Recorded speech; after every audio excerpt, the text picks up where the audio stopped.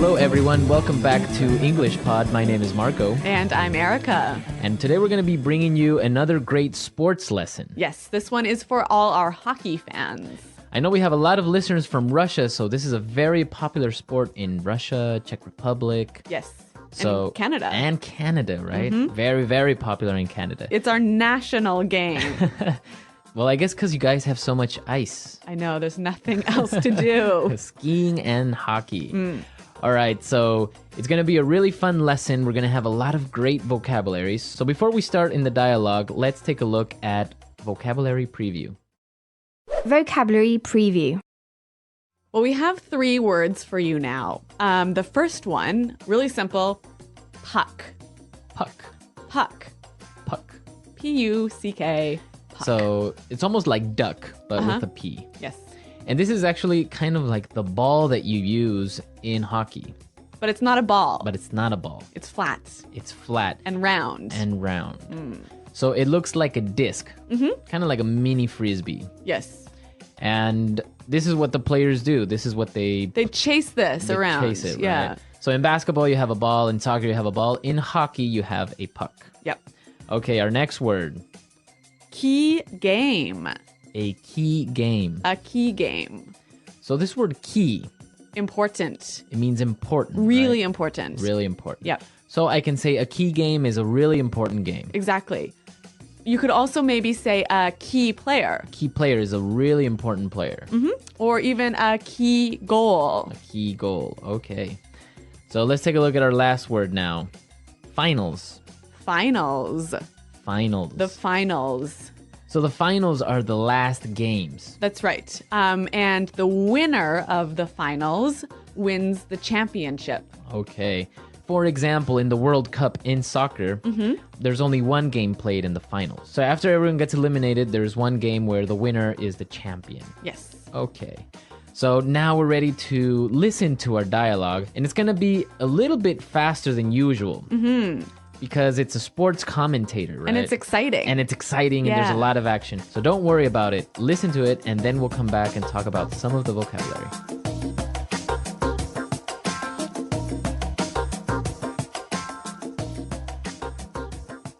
Hello, everyone. I'm Rick Fields, and here with me is Bob Copeland. Howdy, folks, and welcome to today's game.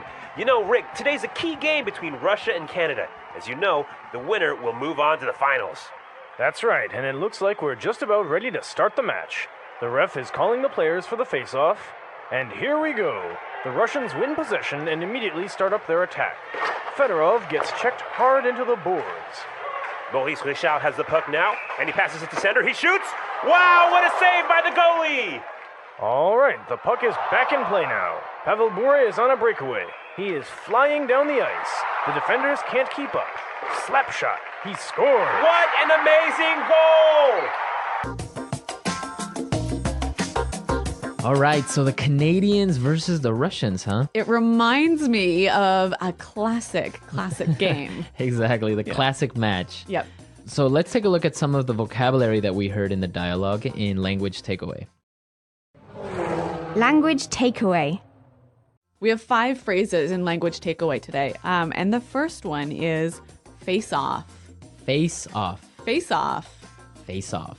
So, Marco, a face off here is a noun, right? It's a noun, exactly. And it's... So in the beginning of a match, the 2 players will stand face to face. Yes. Right? That's why it's called kind of a face off. And the referee will drop the puck. Yes. And they'll try to get it. Exactly. So that's the face off. That's the face off. Yep. Okay. Let's take a look at our next word. Check. Check. To check. To check.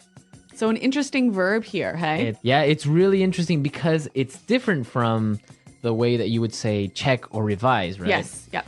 This is actually kind of a violent move. Yeah.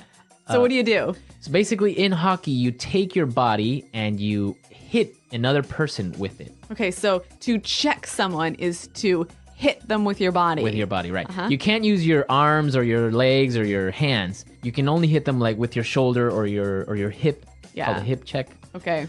So yeah, it's very cool. All right.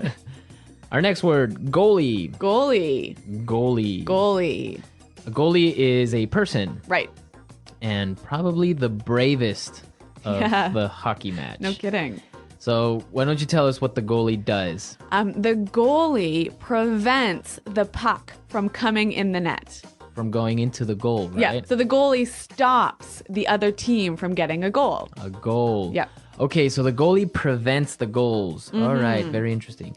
Now, our fourth word is related to goalie. Yes. Save. Save. Save. Save. A save, Yeah. right? It's a noun here. It's a noun here. So the goalie makes saves. That's right. When he stops a goal, he makes a save. Makes a save, Yeah. right? Yeah. Okay, we have some examples so we can understand this form of using save. Yes. Example 1. That was an unbelievable save! Example 2. The goalie didn't make the save. Example 3. What a save! The Russians win! Yeah, a little bit unusual here that save is a noun instead of a verb, but I think those examples were helpful.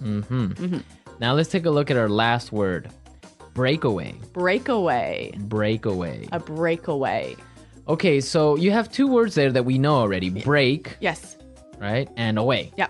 So what do these two words together actually mean? Well, imagine a group of hockey players all fighting to get the puck, right? And then one player breaks out Escapes. of the group. Yeah. And he skates down the ice and he has the puck. And he's far away from the other players. Right. So he's going away from the other players by himself. Yeah. Okay, so break away. All right. So we've looked at a lot of hockey language here. Yep. And I think it's time now to listen to our dialogue again. This time we're going to slow it down a little bit. Yeah, I think this will help you to understand these words a little bit better.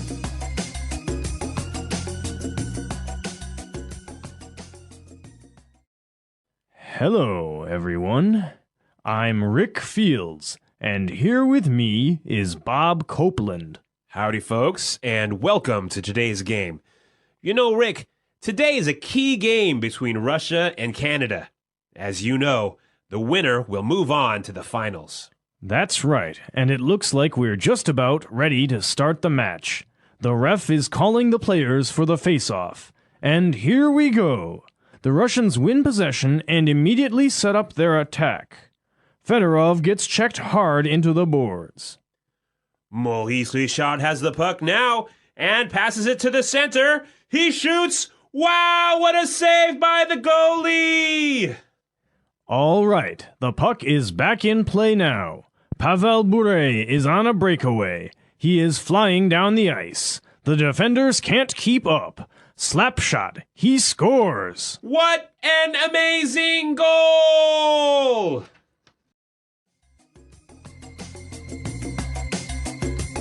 Okay, this dialogue is interesting because we have commentators narrating or describing what's happening in that moment, right? Yeah, and they're using some interesting grammar, aren't they? Exactly, they are, because some actions are happening in that moment, but we notice something a little bit strange. All right, well, let's look at it in Grammar Breakdown. Grammar breakdown. Okay, let's listen to this sentence that we previously heard in the dialogue. Maurice Richard has the puck now and passes it to the center. He shoots. Maurice Richard has the puck now and passes it to the center. He shoots. I noticed that he's using the present simple, right? Yeah, Yeah, even though the action is now, it's in present simple. yes. Even though the action is happening in that moment, he's not using the present progressive, or the present continuous. Yeah. This is because, if you notice, the actions are very, very brief And fast. and fast. And exciting. Exactly. So you don't really have enough time to say, for example, he is shooting. Yes. Right? Because it's only one quick action. He shoots the puck very fast. Right? Or, for example, you wouldn't really say he is passing. Yeah, he is passing the puck. Right? It's just one quick action. He takes it and passes it, and the action is finished. Yes. I think we can see a few more examples of this. Let's listen again. The Russians win possession and immediately set up their attack. The Russians win possession and immediately set up their attack. Here, we can hear that he is using the present simple again, because these are very short actions that finish quickly, right? Exactly. And it's actually very, very common when you're describing something you see that's happening now, that's really exciting. It's common to use present simple. Exactly. If you pay attention, most sporting events are in the same way, right? They would describe the actions that are happening in the present simple, not present progressive. Yeah. But Marco, you have an example of some present progressive here, right? Yes. Let's listen to this sentence. He is flying down the ice. He is flying down the ice. Now, we heard the sentence, he is flying down the ice, right? Now, this one is in progressive. Yeah. Why is that? Well, first of all, when we say he's flying down the ice, it's not that he's literally flying. No, right? he's not an airplane. He's just skating really fast. Yep. Right? So we kind of exaggerate and we say, oh, he's flying down the ice.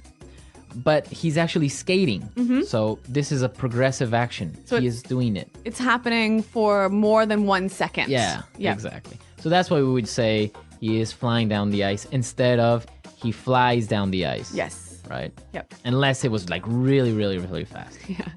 Okay.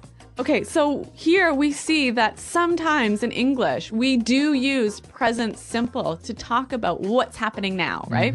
When it happens really, really quickly, or when we want to show that it's really exciting. Exactly. Yep. Makes it much more exciting if we just use the present simple. Yeah. Okay, let's listen to this exciting dialogue one more time, and we'll come back and talk a little bit more. Hello, everyone. I'm Rick Fields, and here with me is Bob Copeland. Howdy, folks, and welcome to today's game. You know, Rick, today's a key game between Russia and Canada. As you know, the winner will move on to the finals. That's right, and it looks like we're just about ready to start the match.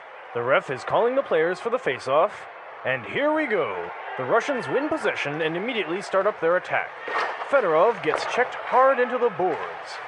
Maurice Richard has the puck now, and he passes it to center. He shoots! Wow, what a save by the goalie! All right, the puck is back in play now. Pavel Bure is on a breakaway. He is flying down the ice. The defenders can't keep up. Slap shot. He scored. What an amazing goal! All right, so hockey is the Canadian national sport. Well, actually, it isn't the national isn't. sport. Yeah. What is it? Lacrosse is our Lacrosse. Yeah. But anyway, we don't have a lesson about lacrosse today. Not yet. No. But actually, all Canadians love hockey.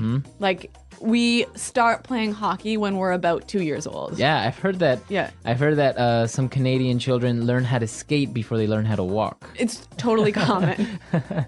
Well, it is a great sport. Very, very exciting. It's very fast-paced, and it's very aggressive. That's what I like about it. I know. Not violent, but very aggressive. Yeah. But you know what? I must tell you that I am not a good Canadian. You're not a hockey fan? No, I'm Really? not. Yeah, I really hate hockey. Why? You know what? The puck is so small. It's hard to see where it is on the ice, and it's cold, and these guys are fighting. And anyway, Have you ever been to a hockey game? yeah. Many times, and I just find that the puck is really small. Maybe you just need better seats. Maybe. Well, what do you guys think about hockey? We'll post some videos and some pictures of hockey on the comment section so you can more or less see a little bit more about this really interesting sport and tell us what you think about it.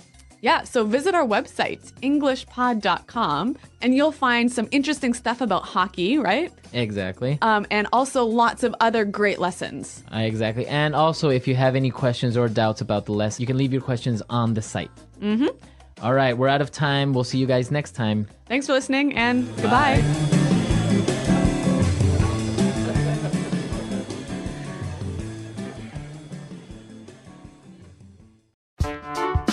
The English Pod Audio Review. Listen to the meaning, then say the vocabulary word. Very important. Key. Last game or series of games in a tournament or championship. Finals. Person who makes sure the players follow the rules in a game. Ref. A way of beginning a game by dropping the puck between two players. Face off. Get control. Win possession. Use your body to push someone in hockey. Check. Small, round, black object that is used to play hockey. Puck. The act of preventing a ball or puck from going in the net. Save. Position in hockey. Person who tries to stop the puck from going in the net. Goalie. State of becoming separated from a large group, especially in sports. Breakaway. Ice surface used to play hockey or skate on. Rink. Large building where sports are played. Arena. Long wooden stick shaped like an L, used for playing hockey. Hockey stick. National Hockey League, group of professional hockey teams that play in Canada and the U.S. NHL. A group of sports teams that play against each other. League. Let's try that faster. Ice surface used to play hockey or skate on. Rink. National Hockey League, group of professional hockey teams that play in Canada and the U.S. NHL. A group of sports teams that play against each other. League. Large building where sports are played. Arena. Last game or series of games in a tournament or championship. Finals. State of becoming separated from a large group, especially in sports. Breakaway. Very important. Key. A way of beginning a game by dropping the puck between two players. Face off.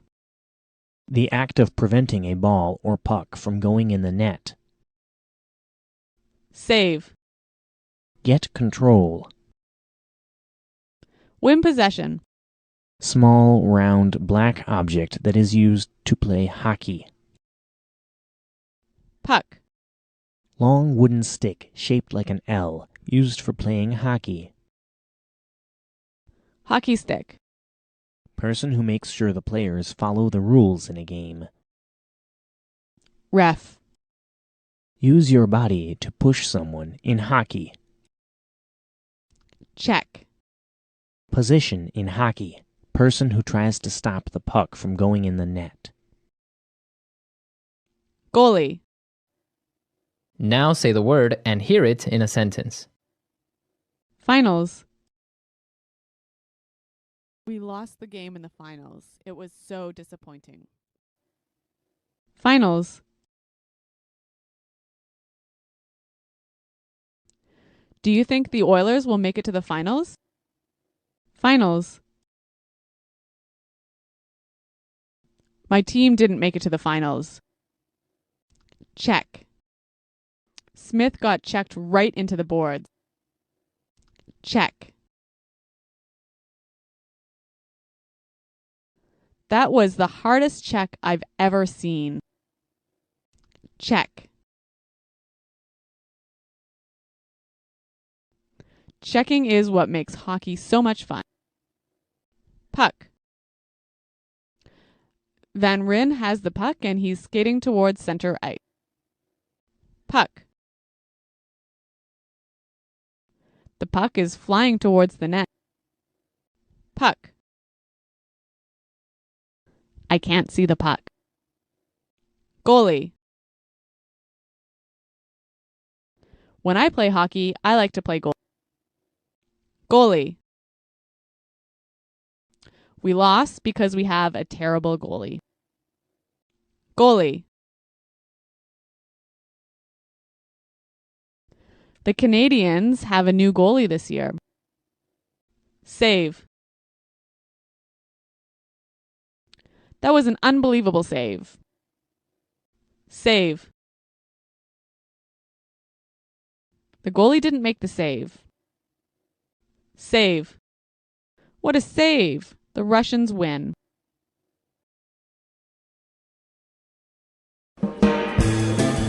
Hello, everyone. Welcome back to English Pod. My name is Marco. And I'm Erica. And today we're going to be going to one of the least favorite places of many, many people. So it must be the dentist. Exactly. That place where you have to go every 6 months, but You probably don't go. You probably don't. I know I don't go every 6 months. So yeah, we're going to be going to the dentist. And of course, we're going to be looking at a lot of great vocabulary related to teeth and all that crazy stuff dentists do. Yes, and we'll also learn some really interesting phrases. So Marco, let's get started with our vocabulary preview. Vocabulary preview. Okay, in vocabulary preview today we have 2 words. Let's take a look at the first one. Toothache. Toothache. Toothache. Toothache. Okay, so we've seen before this this ending ache, right? Right. It means it hurts. Exactly. So again, a toothache would be A hurting tooth. a hurting tooth. Yes. We can also say stomach ache, headache. Yep. Pretty much everything can Ache. ache. Yeah. Okay. So our next word, X-ray. X-ray. X-ray. X-ray. Okay, pretty easy word. So when you go to the doctor, many times you'll get an X-ray. It is a picture of your bones. Right. So that's an X-ray. All right, well, we're going to hear both of these words in the dialogue. So why don't we listen as Gary visits his dentist?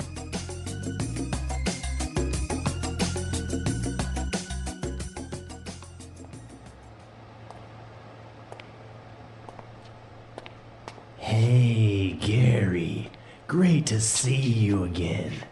Please, have a seat. So, tell me what seems to be the problem. Thanks, Doc. I've got a really bad toothache. I can't eat anything, and look, my face is all swollen. I think it might be my wisdom teeth. Well, let's have a look. Open wide.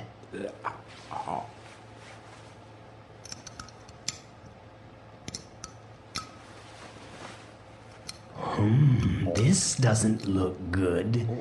Well, it looks like you have a cavity and your crown is loose. We'll need to put in a filling before it gets any worse. And the crown probably needs to be refitted. I'm going to order some x-rays. Is it gonna hurt? No, not at all. Just lay back and relax.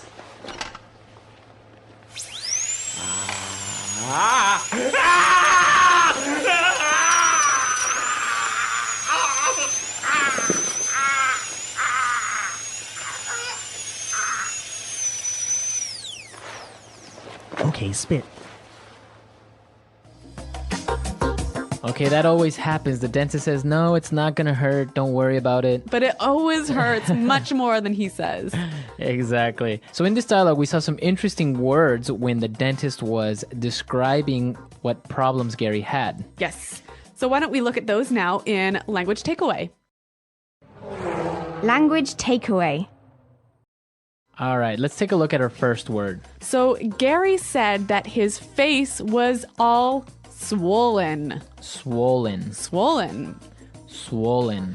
So swollen is an adjective, right, Marco? Right. So his face is or was swollen. It was bigger. Yeah, his face was bigger than normal. Yes. Often when you hurt yourself, that part of your body becomes swollen. Swollen, right. So you have to put some ice on it usually, and then the swelling will go down. And that's the noun, the swelling. Right.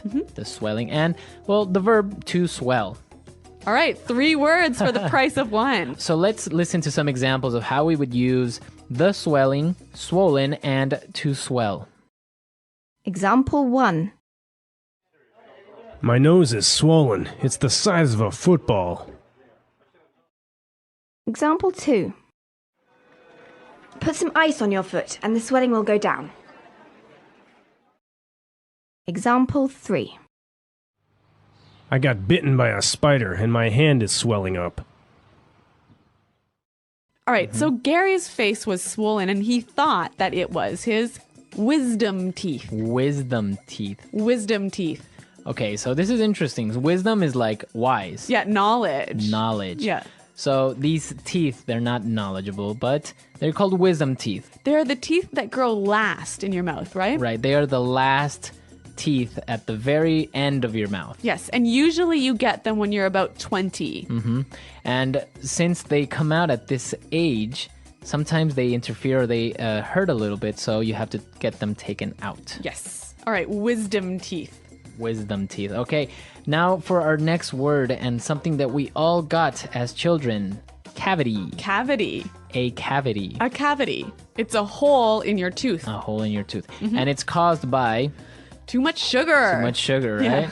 Or not brushing your teeth enough. Yeah. So that's why everyone had it, I think, as children. Cavities. I never had a cavity. Really? Yeah. Wow. Didn't have much sugar? I guess I was a bit of a health nut when I was a kid. Well, okay. no, I wasn't. My mom was. No, I guess not. All right. But enough about my eating habits. Let's talk about our next word, crown. Crown. A crown. So a crown. This is interesting. We're not talking kings and queens. Right. That's the first thing that comes to mind, right? Yeah. No, a crown is actually the visible part of your teeth. Okay, so there's one part of your tooth that's inside that you can't see, right? That's called the root. Yes. So when he said your crown is loose, was he talking really about the actual tooth? So sometimes people will lose a tooth or have a really bad cavity. So the dentist needs to make a new crown or a new visible part of the tooth for you. So sometimes it'll be made of gold. Yep. You know? Or porcelain. Porcelain. Yeah. Exactly. So a crown, it's like a really, really, really big filling. A crown. So his crown needed to be refitted or put back into place. Yes. Now our final word, a filling. Filling. A filling. A filling. So I just said this word previously. Now, when you have a cavity, you need to fill it in. Right. You need to fill it with something. Yes. It's usually some sort of paste. And it gets really hard, And just like your tooth. Exactly. So then it covers up this cavity. Filling. A filling. I have many fillings. I wasn't very healthy as a kid. All right, not a good toothbrusher. Exactly. So why don't we listen to this dialogue again, and then we'll come back and talk a little bit about some of the interesting phrases that the doctor used. Hey, Gary. Great to see you again. Please, have a seat. So, tell me what seems to be the problem. Thanks, Doc. I've got a really bad toothache. I can't eat anything, and look, my face is all swollen. I think it might be my wisdom teeth. Well, let's have a look. Open wide. This doesn't look good. Well, it looks like you have a cavity and your crown is loose. We'll need to put in a filling before it gets any worse. And the crown probably needs to be refitted. I'm going to order some x-rays. Is it gonna hurt? No, not at all. Just lay back and relax.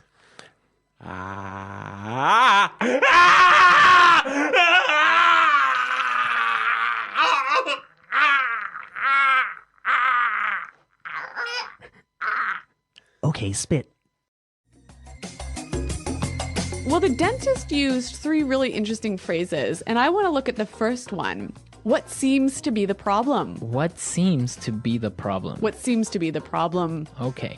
Very easy little sentence to ask somebody what's wrong. Exactly. Right. And I mean, these are small, easy words, but when you put them together, they sound really natural. And and really fluent. So if you ask somebody what seems to be the problem, it's very polite. Yep. And it's a very good way of asking what's wrong. Yes. All right. Our next phrase, also made up of simple words. Let's have a look. Let's have a look. Let's have a look. So this is a phrase that maybe your mechanic or your dentist or your doctor will say. Or anyone. Right. Let's Yeah. have a look. Let's look at it and see what the problem is. Okay. Let's have a look. Okay, and our final phrase. It doesn't look good. It doesn't look good. It doesn't look good. So I can use this phrase for an object, right? Yeah. Like this house doesn't look good. Yes, but here it's used a little bit differently. So why don't we listen to some examples to help us understand the meaning? Example 1. John told me it doesn't look good for me. I probably won't get the job. Example 2. It doesn't look good for Michael Jackson. He's in a lot of debt. Example 3. You know, the economy doesn't look very good. Okay, so in the examples, we can see that they are using it for the situation. Yeah. It looks maybe problematic. Yeah, so when you say it doesn't look good, you basically mean there are going to be problems. All right. It doesn't look good. Yeah. Okay. So great phrases, great words. Let's listen to our Gary at the dentist one more time, and then we'll come back and talk a little bit more.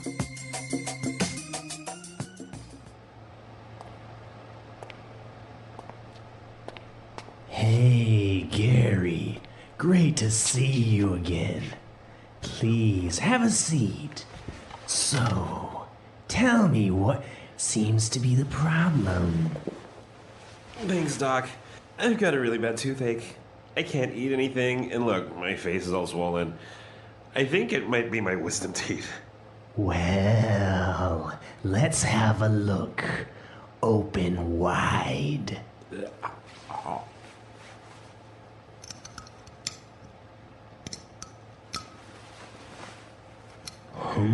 This doesn't look good.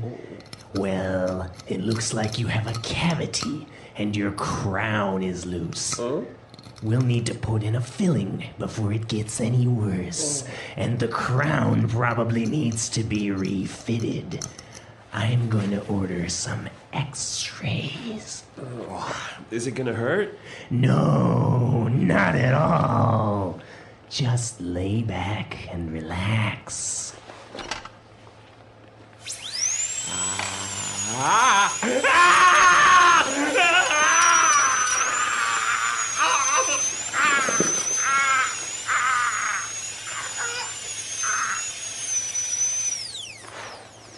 Okay, spit.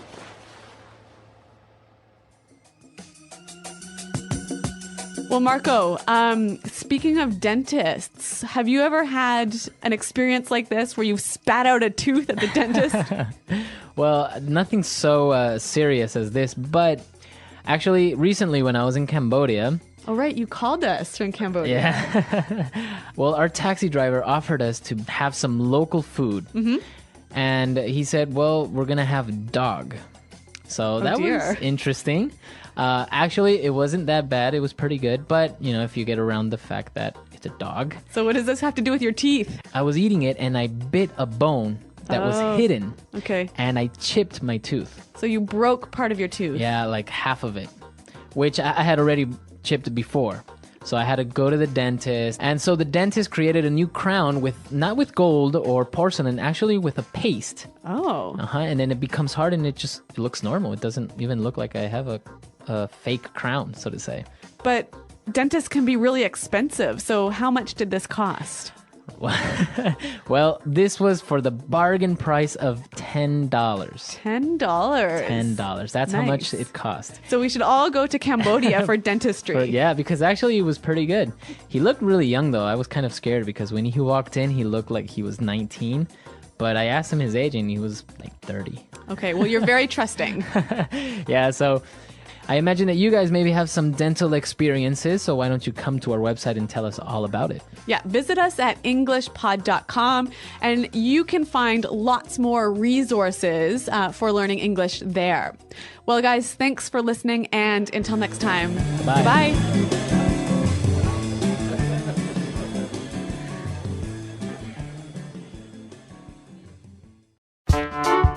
The English Pod Audio Review. Listen to the meaning, then say the vocabulary word. Sit down. Seat. Tooth pain. Toothache. Some parts are bigger than others due to a certain disease. Swollen. One of the 4 large teeth at the back of the mouth, which grows only in one's adulthood. Wisdom tooth. Take a glance. Have a look. A hole in a tooth. Cavity. The part of the tooth which can be seen. Crown. Something that fills a hole in a tooth. Filling. A medical examination that takes a picture of your bones. X-rays. To use a thin thread or string to clean between your teeth. Floss. A liquid that is used to clean your mouth and teeth and make your breath smell better. Mouthwash. A disease in which the gums become red, swollen, and sore. Gingivitis. A thin coating that forms on the teeth and contains bacteria. Plaque. Used to describe when someone has very bad breath. Dog breath. Let's try that faster. Sit down. Seat. Take a glance. Have a look. The part of the tooth which can be seen. Crown. A thin coating that forms on the teeth and contains bacteria. Plaque. Something that fills a hole in a tooth. Filling. A liquid that is used to clean your mouth and teeth and make your breath smell better. Mouthwash. A disease in which the gums become red, swollen, and sore. Gingivitis. One of the 4 large teeth at the back of the mouth, which grows only in one's adulthood.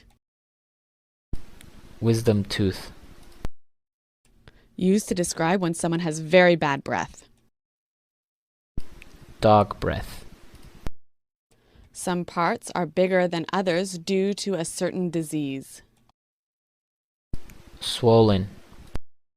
To use a thin thread or string to clean between your teeth. Floss. A hole in a tooth. Cavity. Tooth pain.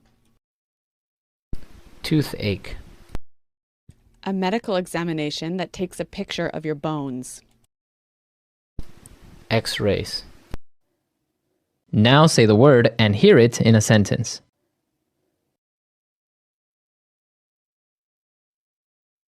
My nose is swollen. It's the size of a football.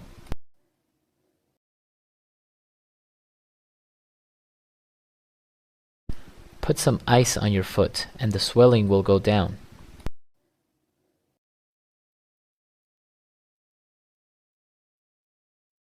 I got bitten by a spider and my hand is swelling up. John told me that it doesn't look good for me. I probably won't get the job.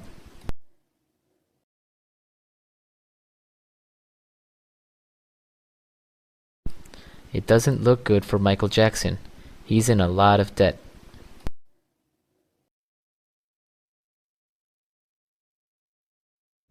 You know, the economy doesn't look very good. I just got my wisdom teeth out, so I can't eat anything.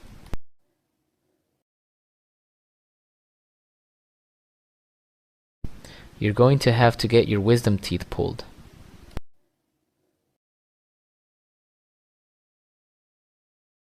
I think my wisdom teeth are coming in. Cavity.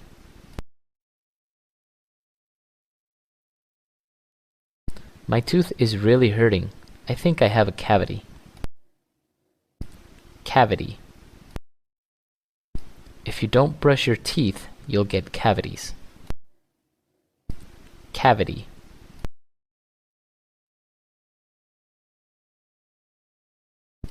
You can see on this X-ray that you have 4 cavities. Have a look. So you're having car trouble. Let's have a look at the engine. Have a look.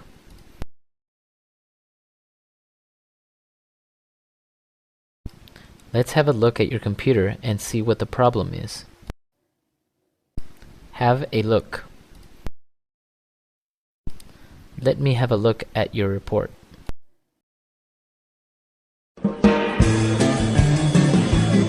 Hello everyone and welcome to English Pod. My name is Marco. My name is Catherine, and today we have an upper intermediate level lesson.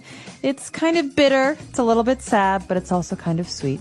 That's right, we have a lesson today all about getting a divorce or divorcing someone. Yeah, so this is what happens when two people's marriage ends. They decide they want to leave each other. They have a divorce. So let's take a listen to today's dialogue, and we'll be back in a moment.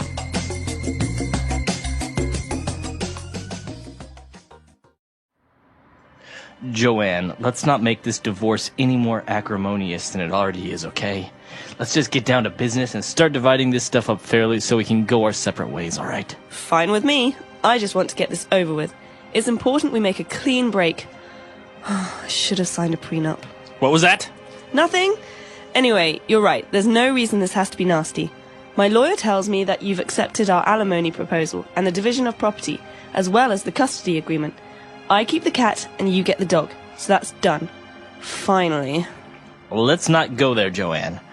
Okay, so let's start with the record collection. I'll take the albums I contributed, and you can have your cheesy disco albums back. Fine, but I'm keeping the antique gramophone as my grandfather gave it to me. I believe that was a wedding present to both of us, Joanne, and you hardly ever use it. He's my grandfather, and he never really liked you anyway. Whatever. Alright, I'll concede the silly gramophone if you'll agree that I get the silver tea set. How typical. When are you ever going to use a silver tea set? Fine. I don't want to drag this out any more than necessary. What's next? What about these old photographs? Which ones? Let me have a look. Oh wow, look at that. That brings back memories. Remember that? Our trip to Italy. I remember that day. We were going to visit the Trevi Fountain, and we got caught in the rain. And you looked so adorable with your hair all wet. I did take a picture of you standing there in that little alley, smiling and laughing in the rain. Oh, we really did have fun back then, didn't we? Oh, Joanne, are we making a big mistake? I know our relationship has been on the rocks for some time, but are you sure we can't reconcile and try again? I still love you. Oh, Jeff, I love you too! I'm so glad we didn't have to decide who keeps the motorcycle. The motorcycle? But that's mine! Alright, we're back. So now why don't we take a look at 6 key words on language takeaway. Language takeaway. Okay, Marco, this first word is what we call an SAT word.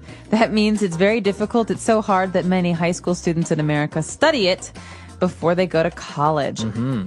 Acrimonious. So the sentence starts off by saying, let's not make this divorce any more acrimonious than it already is. This divorce is very acrimonious, but let's not make it worse. Okay, so acrimonious would be bitter. Bitter, very complicated.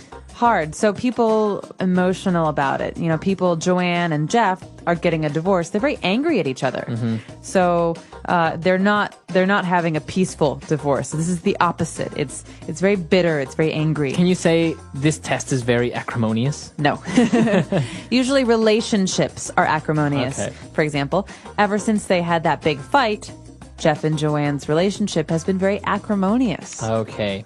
Awesome. So acrimonious, a very hard word there. As you say, many people study it to pass exams in order to go into college. So now you know. Now, moving on, we have a very common legal term. When people are getting married, they want to sign sometimes a prenup. Yeah, you said it's common. You hear this a lot in movies and TV. Yeah, with celebrities. Yeah, you read about celebrities. So basically, a prenup is a short way of saying a prenuptial agreement. Nuptial means having to do with marriage. Right. So basically, if you sign a prenup, you are agreeing to certain conditions before you get married. That's right. It's a contract between future husband and future wife about what happens if they divorce. For example, I decided not to get a prenup with my fiance because I don't think we'll get divorced. But maybe he decided to get a prenup because in case they divorce, he wants to keep his car. Right. So it usually happens a lot with celebrities, as we say, because they have a lot of money. And if they get divorced, then usually it can get complicated, how much money the spouse gets, etc. So maybe their prenuptial agreement or prenup will be that if they get divorced, the wife may get maybe $1 million instead of $100 million. Exactly. It's a way many people protect themselves financially in case of divorce. Very good. Now, moving on, another legal term and related to money is an alimony. Okay, so let's look at the context of this word. Joanne is talking and she says, "My lawyer tells me you've accepted our alimony proposal." Alimony. So this is probably something to do with money, right? So she said that her lawyer has proposed an alimony, and that's usually a settlement, an amount of money that you agree on when you get divorced. Right, so this is exactly it. In a divorce, this is how much money one person will pay the other. That's right. So if two people are married and when they get a divorce, their alimony may be the husband. If he's got a lot of money, he will pay an alimony of $500,000. Right. And so this is different from property, which is the next thing. Division of property means that you talk about who will receive the car, the house, things like that. Okay. Very good. So very complicated situations when you're getting divorced, prenups and alimony. But moving on, they were talking about custody as well. Custody of maybe children, maybe custody of their pets. That's right. So you talk about alimony. This is money. Property, which is things. But what about people and animals? This is called custody. I want custody. Custody means caring for something or looking after something. You could say the child is in the grandmother's custody. Okay, so in the care of the grandmother. That's right. So usually as well, when people get divorced, somebody gets custody of the children. Right. So he wants custody, but he doesn't have a job, so she will receive custody. You could say that. In this case, though, we're talking about custody of pets, animals. Right. In this case, it's animals, but it's actually true, right? People, when they get divorced, they may ask the court for custody of their pets. That's right. And sometimes custody is what makes a divorce extremely acrimonious. Yes. Who gets to keep the children? Who gets to keep the pets? Now, moving on and a little bit away from legal terms, they were dividing up their property and saying, well, I get to keep this, you get to keep that. And Joanne said, I'm keeping the antique gramophone as my grandfather gave it to me. So who cares about pets and money? I want the gramophone. Right. All right, so this is actually a word you don't hear very often anymore. It's an old thing, and that's what antique means, right? Antique is old. Right, so antique, this is an adjective here. It can also be a noun. An antique table, an antique gramophone, is something that's very old, like 100 years old or 150 years old. And a gramophone is one of those machines that you see in movies that play the old vinyl records and has like a big horn where the sound echoes.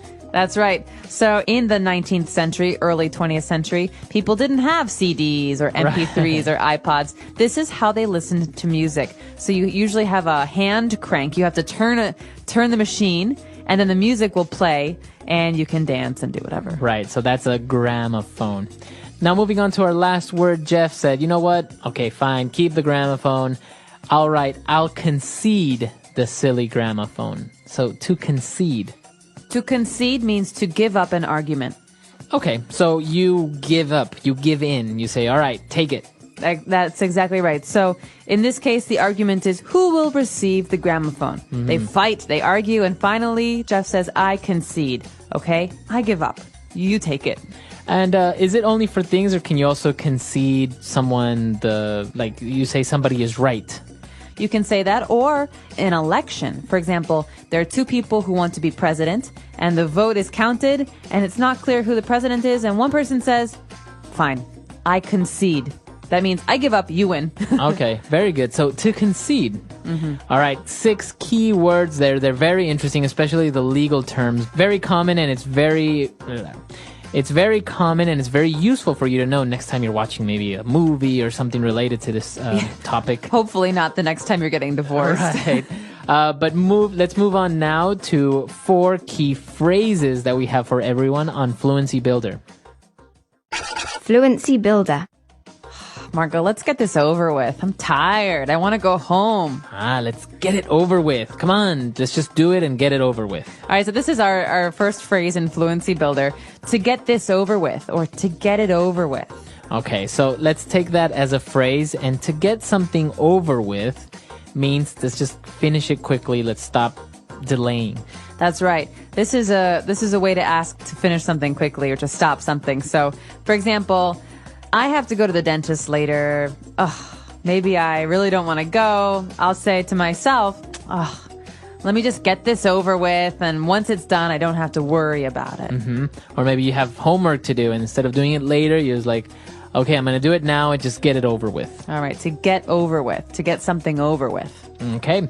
And when they were talking about breaking up or separating, Joanne mentioned it's important we make a clean break. What does she mean by making a clean break? All right, we hear this phrase all the time. It's a very important phrase. In relationships, it means when two people leave each other, you don't then call them or see each other or hang out. It means a clean break. You stop altogether. Okay. You stop something completely. So you don't talk anymore, you don't see each other anymore, mm-hmm. you completely just stop contact with each other. Exactly. You can also say this about breaking something. Mm-hmm. You could say it was a clean break. When I broke my arm, it was a clean break. There were no little pieces of bone or any problems like that. It was a clean break. That means completely broke. Mm-hmm. Okay, so when we talk about clean break in a relationship, it means we completely break up, we stop talking to each other, and it's over with. It's in the past. Exactly. All right. So moving on, they were talking and completely, arguing about, I get the gramophone, I get the tea set. And Joanne said, okay, fine. I don't want to drag this out any longer than necessary. So you can hear her. I don't want to drag this out any longer than necessary. Mm-hmm. So to drag something out means to extend, to make something longer, to make something take more time than it should. Okay. So for example, if someone's giving a speech, they may be dragging it out, right? And you're, So if someone's giving a very long speech, you're like, oh my God, he's dragging the speech out so long. Yeah, when will he ever stop? Right. Or you could say in an argument, I'm tired of arguing. Let's not drag this out anymore. Let's just stop. Okay. Mm-hmm. So to drag something out is usually time related, to make things longer than necessary. Exactly. All right. And for our last phrase, when Jeff was talking about the relationship, he says, I know our relationship has been on the rocks for some time. Okay, so the relationship was on the rocks. Okay, so this is an interesting phrase. Think about rocks. You see rocks on the ground in the ocean. Mm-hmm. Something that's on the rocks, in this case, means something that is not going well. Something that has problems. Yes, It's not smooth. So when Jeff says our relationship has been on the rocks, he's saying we fight a lot. We have problems. It's not working. So if I say my company has been on the rocks recently, it means it's not doing very well. Business is not going well. Okay. So you can use this for different things. Now, obviously, you may have heard it before for drinks. You say scotch on the rocks. Right, that's different. Be careful. In that sentence, Marco's talking about ice. Right? Yeah. So that's different if you ask for a drink on the rocks. But if you describe yourself or your company or a relationship as being on the rocks, it means you're having a tough time. It's a bad situation. Okay. Exactly. So it's a very useful phrase. I think that's very native, very colloquial if you say something like Absolutely. It's a great phrase to use. I encourage you. I mean, I hope that your situation, your work, and your relationships are not on the rocks. But I do hope that when you're practicing speaking, you use this phrase a lot because it's really, really colloquial, like you say, Marco. Yeah, it's really good. So I think we've taken a look at a lot of phrases, a lot of vocab. Why don't we go back, listen to the dialogue for one last time.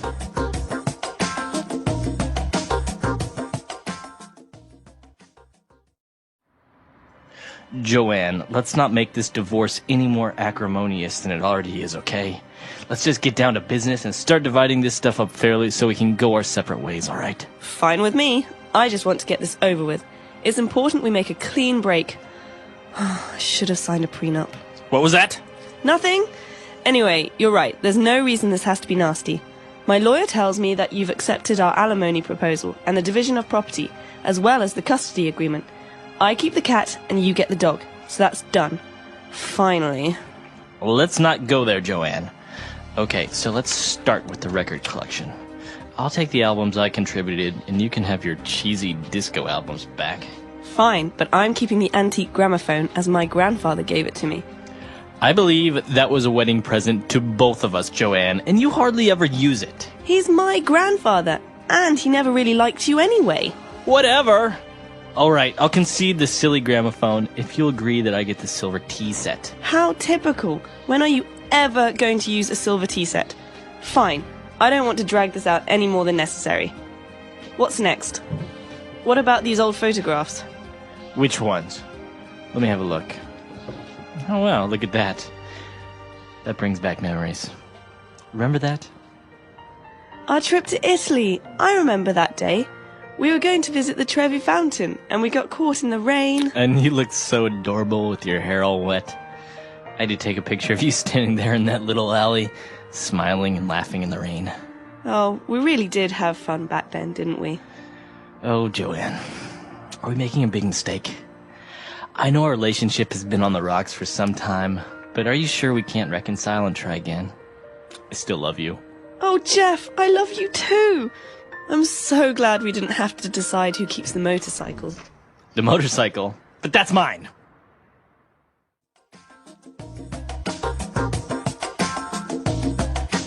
All right, we're back. So a very interesting dialogue all about divorce. Now, this is a very common situation nowadays in many countries, such as the United States or Europe. Divorce rates are very high lately, like in the past 10, 20 years. Yeah, they do say that since maybe the 70s or 80s, divorce rates have been on the rise. Mm-hmm. I think the average now in America is about 50%. Yeah, it's like 5 in 10 marriages end in divorce. That's right. And then from what I understand or I read once, I think out of those 50% that get divorced, if they remarry, again, the probabilities of those that get remarried are again half. So most likely people will get divorced at least twice. That's true. Although sometimes you meet people who got married when they were very, very young and they realize that they grew up a little bit and their personality changed or their goals changed and they divorced that one time, but then later in life when they marry again, they know who they are. They get married again and it's better. So I think the situations are all quite different, but it is true that there are a lot of divorces in America. What about Ecuador though? I mean, is the divorce rate similar? No, not really. I think people are still a little bit more old-fashioned in that sense, like it was before. You know, it was even a little bit taboo to be divorced. Yeah. But I don't think people get divorced as often, especially if people have been together for quite a while. That's one of the things that surprises me a lot is I've met people who have been married 20, 30 years and then get divorced. It's like, what? It's like you've been through the toughest times. You know, you've pretty much beat the odds. And why do you get divorced at such a late age? Yeah, it does seem counterintuitive, but it's possible that they were unhappy for that time and they didn't want to affect their children's lives. Right, maybe. And so when their children go to college or leave, Yeah.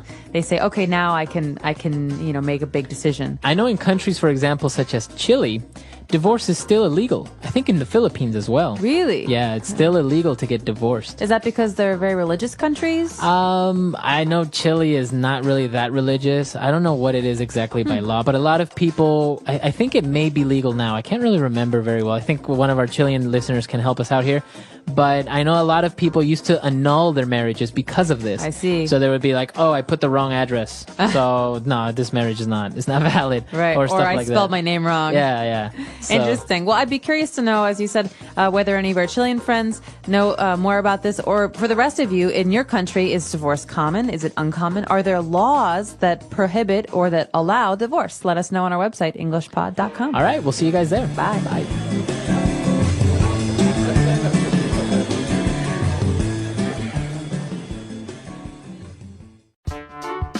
The English Pod audio review. Listen to the meaning, then say the vocabulary word. Thorough or complete stop in a relationship. Clean break. Prenuptial agreement, a contract prior to marriage. Prenup. The act of keeping safe or guarding. Custody. To acknowledge, often reluctantly, as being true.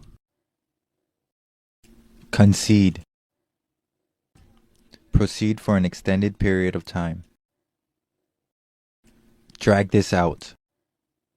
Set or keep apart in the relationship. Go our separate ways. Let's try that faster. To acknowledge, often reluctantly, as being true. Concede. Proceed for an extended period of time. Drag this out. Set or keep apart in the relationship. Go our separate ways. Prenuptial agreement, a contract prior to marriage. Prenup. Thorough or complete stop in a relationship. Clean break. The act of keeping safe or guarding. Custody. Now say the word and hear it in a sentence. Clean break.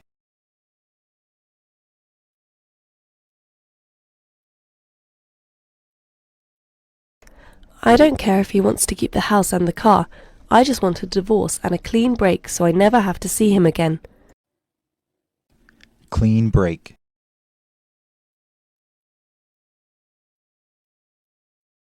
A clean break can only occur if both parties are financially independent. Clean break.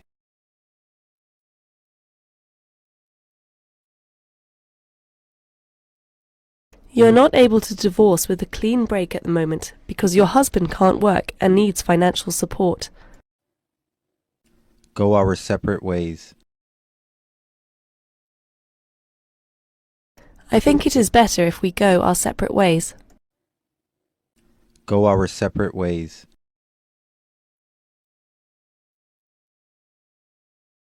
They decided to end the relationship and go their separate ways. Go our separate ways. I proposed we go our separate ways, but she didn't want to. Custody. I am fighting for custody of my dog. Custody. The court gave custody of the children to the father. Custody. People always have custody battles when they get divorced. Concede. After 3 hours of fighting, she conceded to him the computer.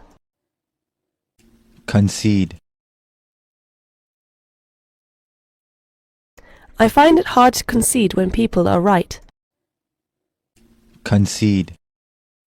He conceded me the right to use the car every day. Drag this out. I hate it when people drag out a conversation for hours. Drag this out. I don't want to drag out this argument any longer. Drag this out. The weatherman said that this bad weather will drag out for another 3 days.